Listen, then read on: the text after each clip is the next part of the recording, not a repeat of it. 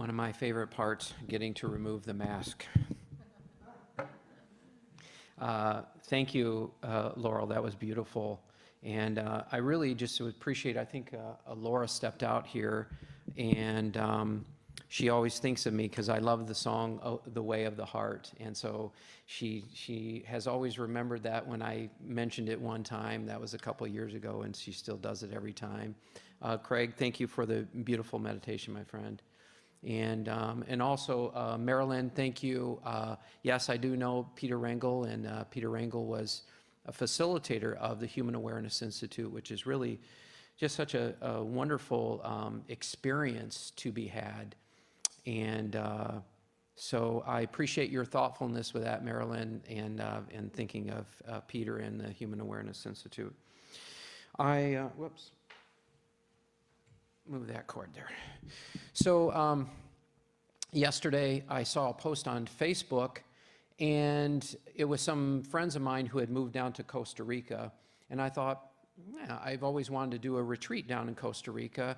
Well, they had just got down there, and I mean, I don't even know if they've got their stuff unpacked yet, and I thought, well, I kind of want to reach out to them, and I didn't want to wait, so I messaged them, and any case, Meg responded shortly after that, because I said, hey, I've always thought about doing something, and I know they were trying to set up a retreat center, I think about an hour and a half from Metro Detroit area, and for various reasons it didn't work out at the time, but I knew they knew what this whole thing was about, so I said, hey, you guys interested in setting something up down there?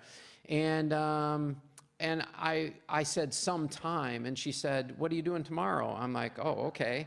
So we're having a Zoom call later on. Well, my mind got very excited about this because I truly love, I just love teaching retreats because for me, it just moves me so much personally, and I really put a lot into it to make it so that it does the same thing for everybody else. But so I got so excited, and so my mind was very busy last night, and I don't feel like I got a whole lot of sleep.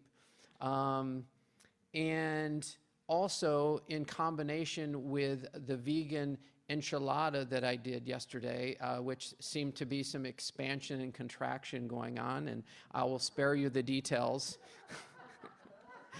So I just really wasn't getting much rest, but one of the things, I've been an insomniac all my life. I don't sleep well. And so I've accepted that, and the nice thing about being a meditation teacher, I realize if I'm not going to sleep, I'll meditate. So I came to the awareness, I'm not going to sleep, so I meditated, and I was just being aware. My mind was very busy trying to figure out how I'm going to create the retreat, which will probably be 6 months down the road or whatever, who knows, you know, because you got to give people time to get to Costa Rica, right? But in any case, so my mind was just chatting the whole night, and it ended up actually being this really wonderful experience as I'm just watching it and just observing, not fighting it, not making it any different than what it is.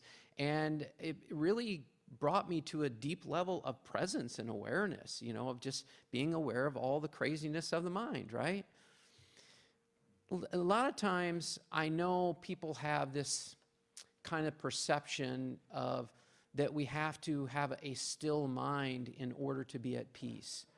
Stillness is wonderful, but it doesn't necessarily mean that we can't be at peace when the mind is not still. And probably one of the biggest things that I hear people say as far as meditation goes, well, I'm not very good at meditation. I really don't know how to still the mind. I see you shaking your head back there, Craig, too. People say that. They're trying to still the mind, and I'm like, you know, that might be the problem, you know. Stop trying to still the mind. Just let it be busy, because it doesn't matter how busy the mind is as long as you are a witness to the thoughts. But where we come from, and this title is called, as Lyriel had said, you know, moving from the head to the heart. And so it doesn't require you to be still in order to be in your heart. I gave a talk at Grand Rapids about 3 weeks ago, And I was saying I think it was to my son, I was being, and I wasn't being conscious, I was being caught in my small self, my ego self. And I kind of laughed and said, I actually don't even know remember what the title of the talk is. This was Friday or Saturday, I don't know, and I was doing the talk on Sunday, because I don't rehearse, I do my best to get my small self out of the way, and hopefully God's words come through. So I was being evidently I was being a little bit arrogant and laughed about, I don't even know what the topic is. Well, so I got up there to talk, and I got distracted by somebody walking around in the audience, the office manager coming back in, sitting right in the front row, and I lost my place, which was fine. I said, oh, apparently I lost my place. And then apparently I lost my place 2 more times in the talk. And it was really a reminder and I could feel that I was disconnected from God. And because I am a good speaker, why would I need God off this whole thing? Well, and Randall had a similar experience, and those that were at the retreat last time, I said to a friend of mine, I said, I don't know what's going on. I'm not feeling God. I'm not feeling my teachers here. And it was disturbing, but I was really still in my heart. I was in my heart, and the meditation I led Friday night went really well, and I felt I was connected at least to myself, but there was still that noticing that I'm not feeling God's presence right now. And I shared that with a friend of mine, and I said, I don't feel like, I'm questioning whether I should have done this retreat or not. I go, everything about it has been hard. It's like, and I went on to describe the painful path, people coming in, dropping out, then you got COVID in the mix, and all this kind of craziness. And so I'm sharing with him, and I said, I don't know if I was supposed to do this retreat.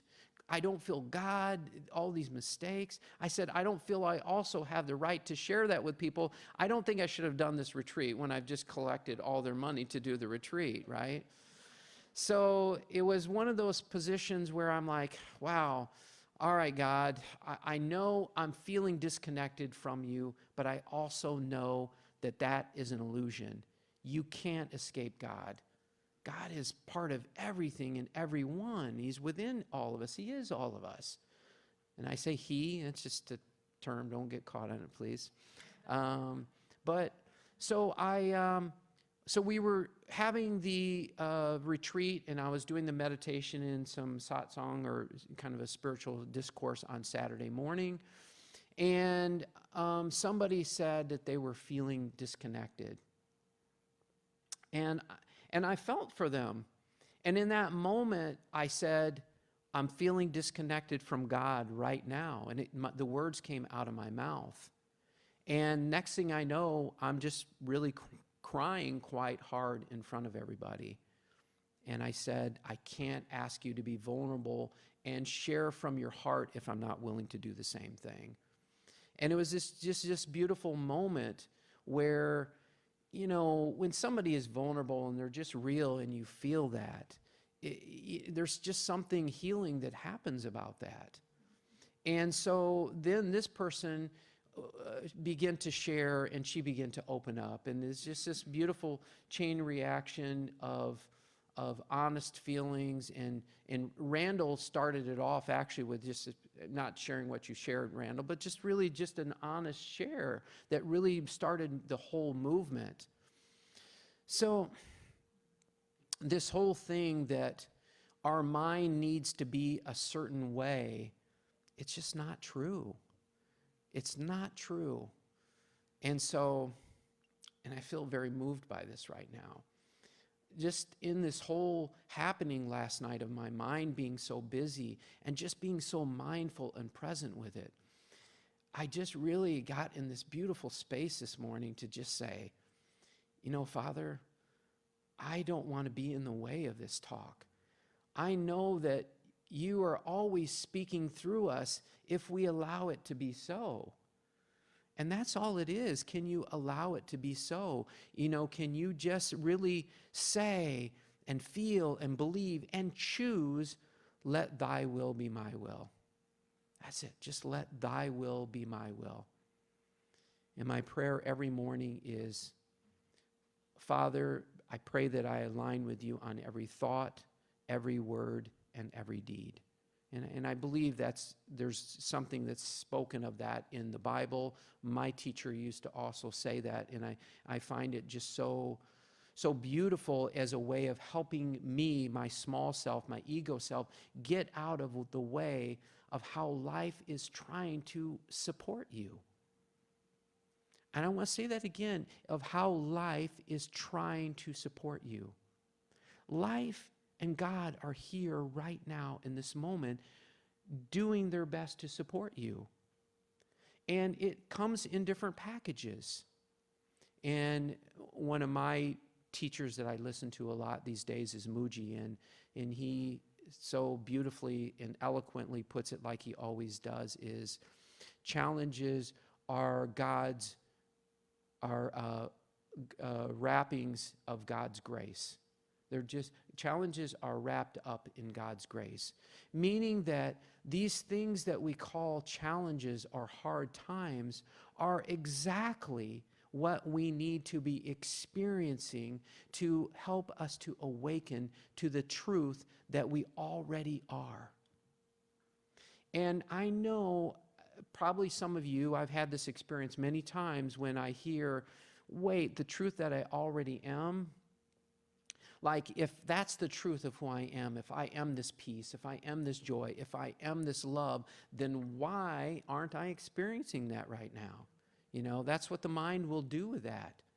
But see, the mind is tricky because and it's important too, as we separate the mind from the heart and we begin to be aware and mindful and watchful of all this craziness that the mind says, because this very thought that says, well, why aren't I experiencing that right now?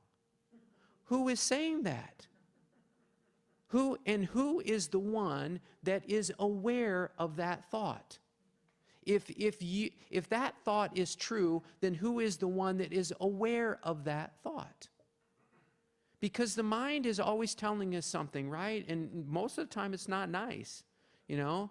And in fact, in Michael Singer's book, The Untethered Soul, I love it. He talks about the bad roommate in the head, you know? It's like if you had somebody talking to you like that way, you would have evicted them out of your place a long time ago, right?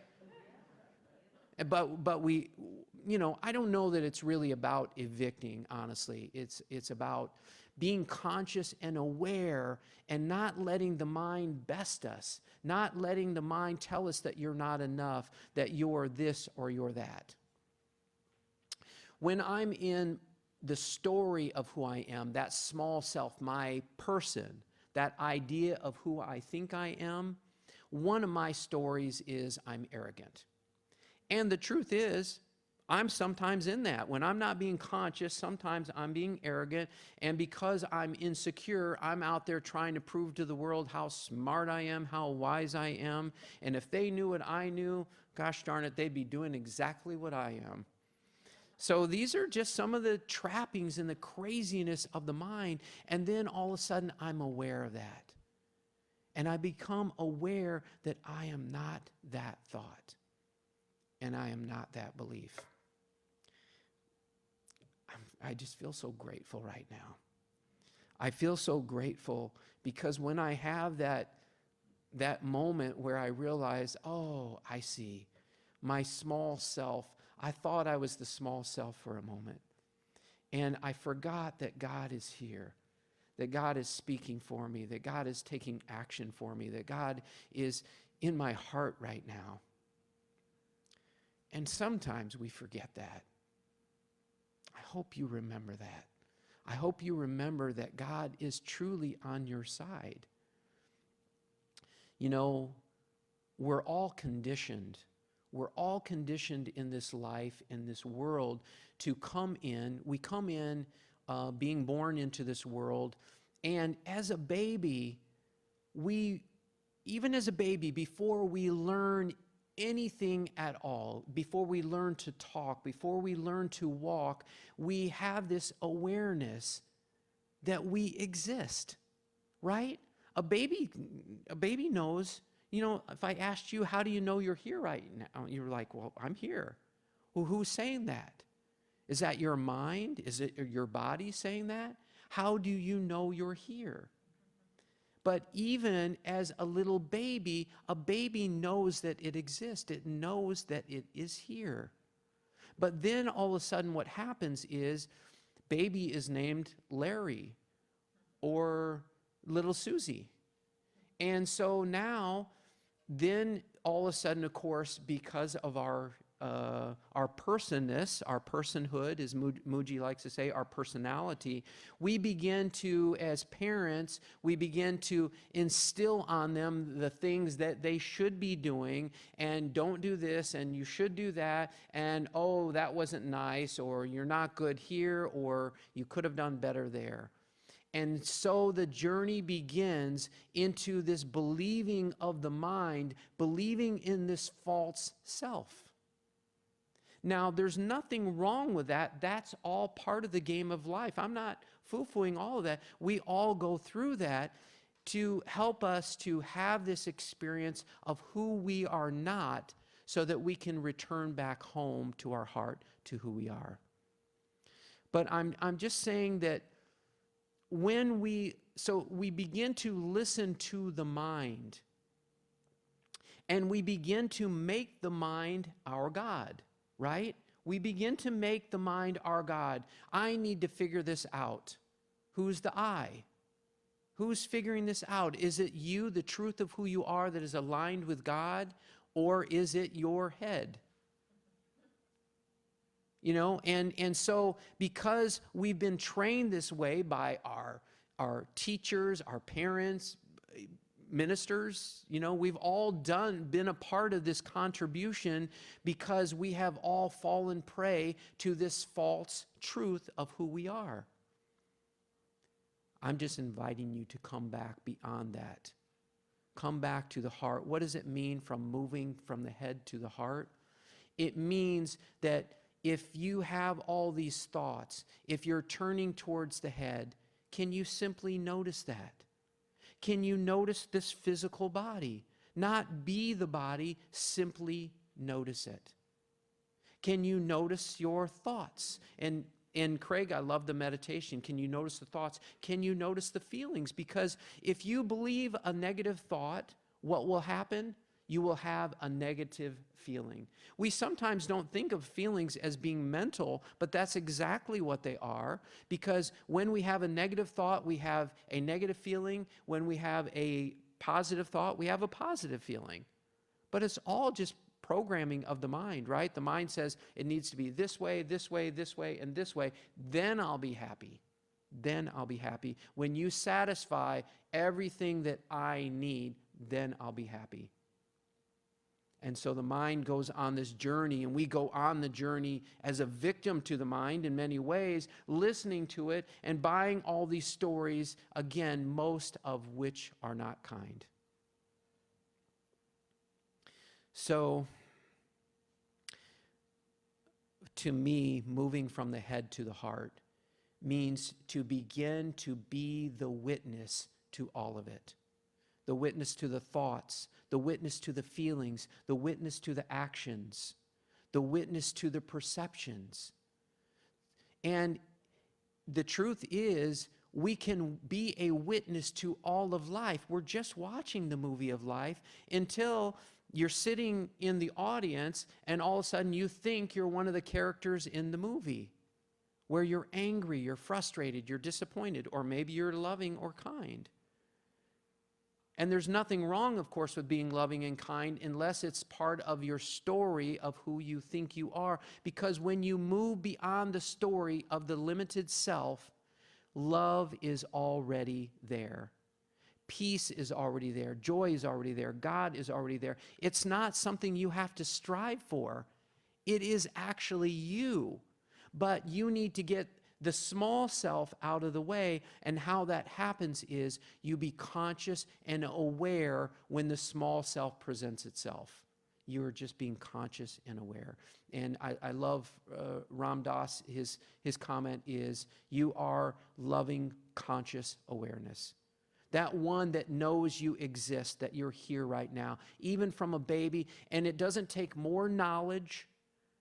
Please hear that. It doesn't take more knowledge to awaken to the truth of who you are. That is just more stuff. There's nothing wrong with knowledge, but if you're using it as a way of becoming more intelligent, you will not find awakening, because it is beyond the mind, it is beyond the mental intelligence, and it is in an intelligence that is beyond the physical, mental, emotional bodies.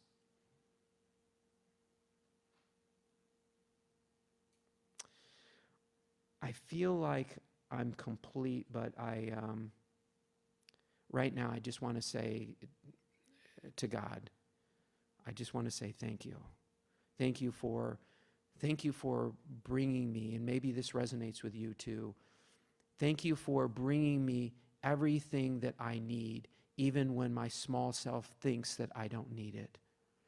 Thank you for COVID. Thank you for climate change. Thank you for all these things that I have judged as bad or wrong, but then when I'm flowing with life, I find that they are all here to serve and to awaken us and bring us back home to our heart. Thank you, thank you, thank you, thank you. Amen.